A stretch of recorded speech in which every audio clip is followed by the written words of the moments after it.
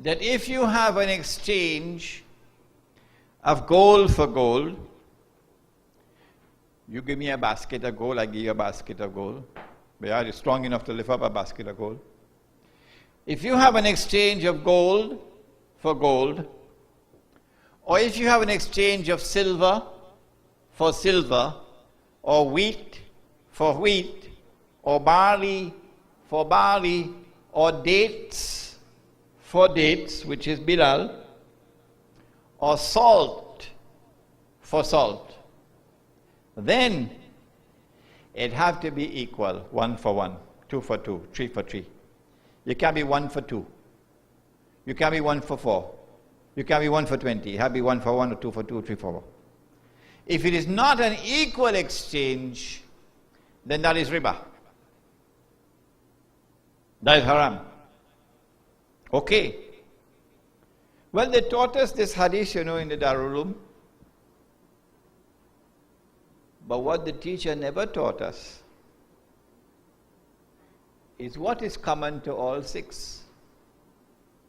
No, they didn't tell us this in the classroom, What is there that is common to all 6 of these things mentioned here?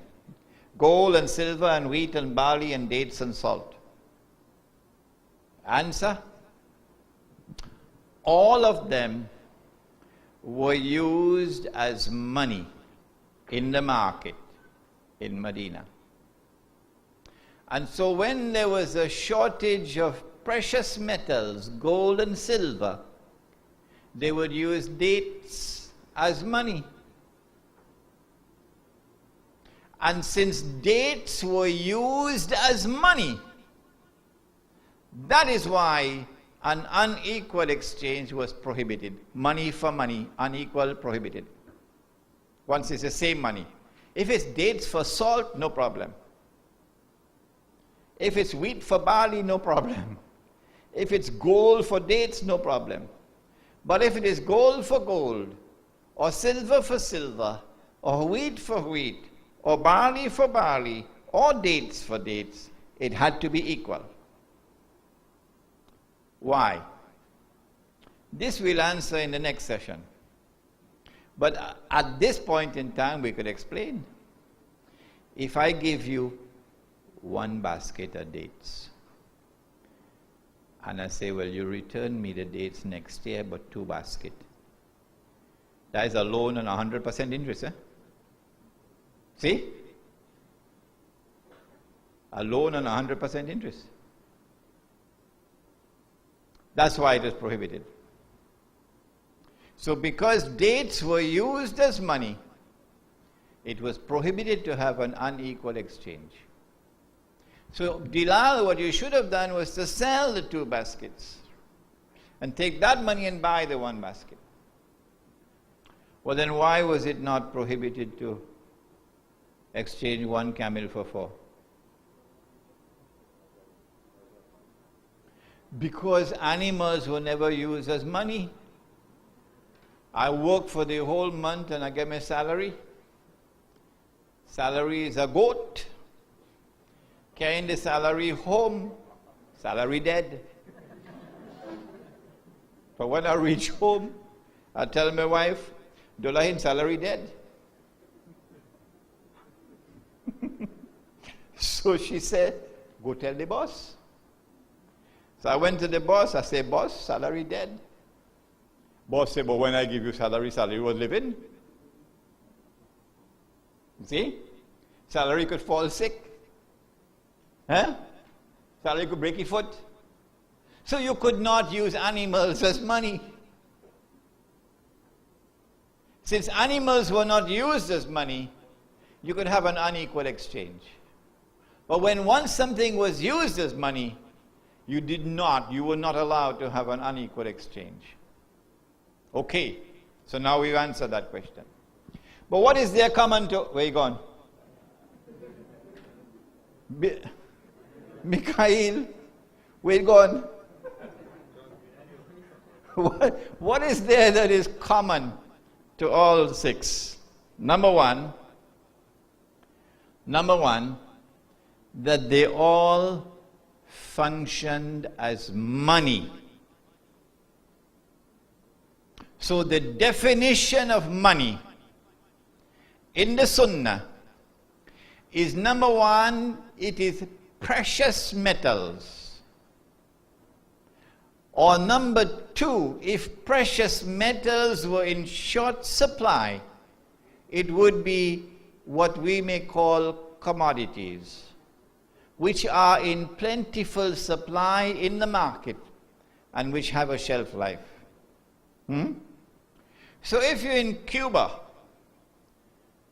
and you want to give up cigars like Fidel Castro, and you want to bring back Sunnah money,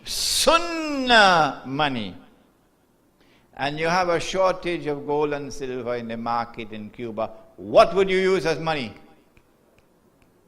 Remember, we don't want to smoke, eh? Sugar is correct. Sugar is correct. And if you are in the island of Java in Indonesia, my wife and I drove across the whole island. It was beautiful. Oh, from one end to the other we drove. If you're in the island of Java in Indonesia and you want to bring back Sunnah money and you have a shortage of gold and silver, what would you use as money? Rice. Correct. Rice. And so welcome to Sunnah money. You never heard the term before. First time you heard it. I leave behind me two things. So long as you hold on to them, you will never go astray. Here is one of them. Sunnah money. But Sunnah money has a second characteristic. And that is that in every instance, 1, 2, 3, 4, 5, 6, the value of the money, stupidity, the value of the money is inside the money. Why, you can't understand? In other words, the money has intrinsic value.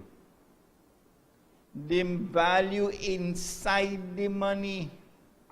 So the only way they could rip you off is if they come and they hold on to you and they mug you and they put their hand in their pocket and take out the money. That's the only way, because the value of the money inside the money. Welcome, brothers and sisters, to Sunnah money. Is this money in the Quran as well? You can take it down now. Is this money in the Quran as well? That is my question. Yes, it is. Let us go to Surah Ali Imran. And we have a hafiz of the Quran right in front of me. So watch out. بعد أعوذ بالله من الشيطان الرجيم ومن أهل الكتاب من إن تأمنه بقنطار يؤديه إليك ومنهم من إن تأمنه بدينار لا يؤديه إليك ذلك بأنهم قالوا ليس علينا إلا ما دمت عليه قائمة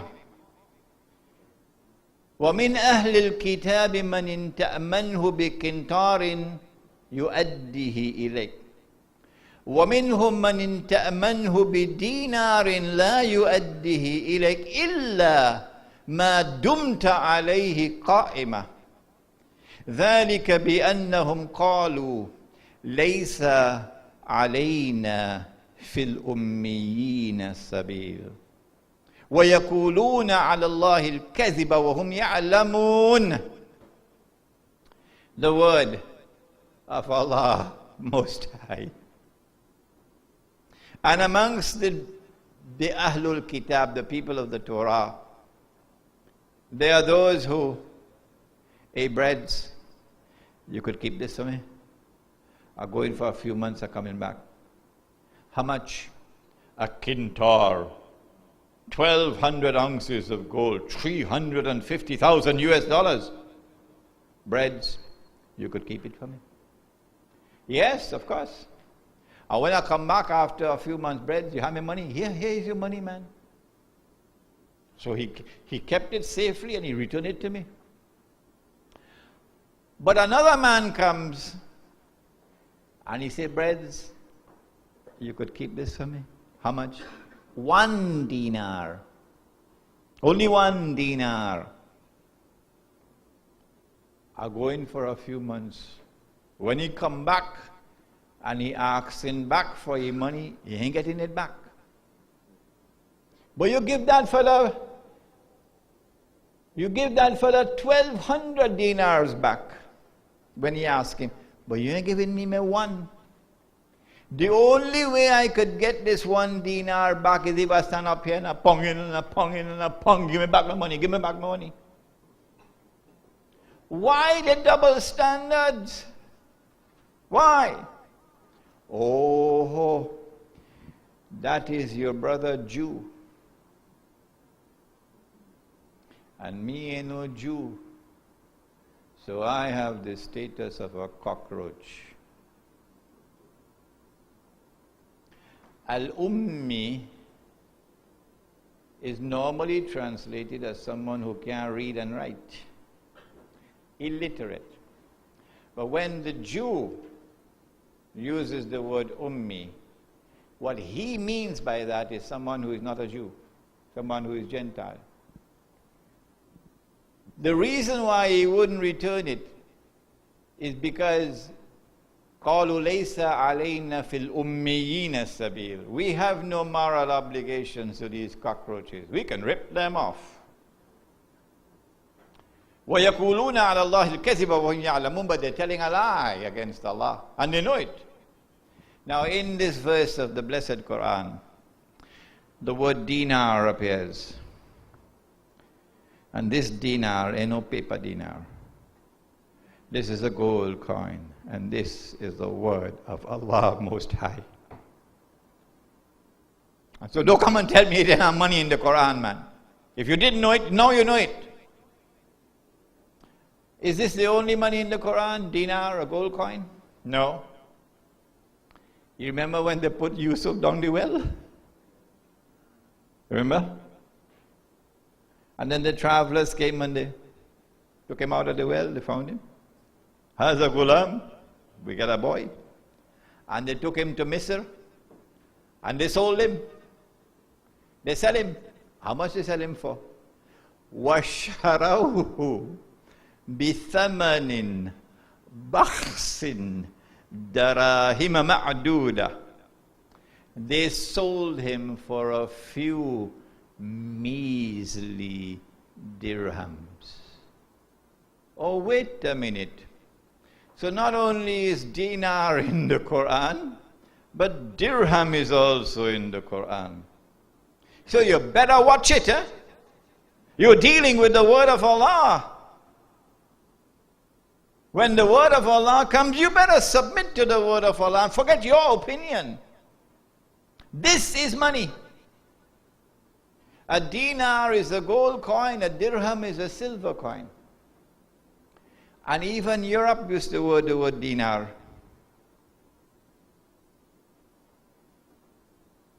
And so sunnah money is also in the Quran.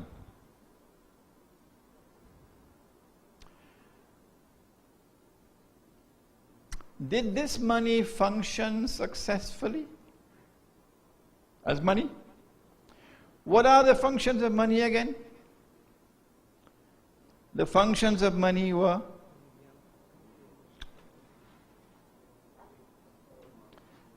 number 9. The functions of money were medium of exchange. Did gold and silver function successfully as a medium of exchange? Yes. For thousands of years. Your paper money only come yesterday, you know. Before paper money was gold and silver. Or you saying about how inconvenient it is to have gold coins in your pocket. It is way down. You don't look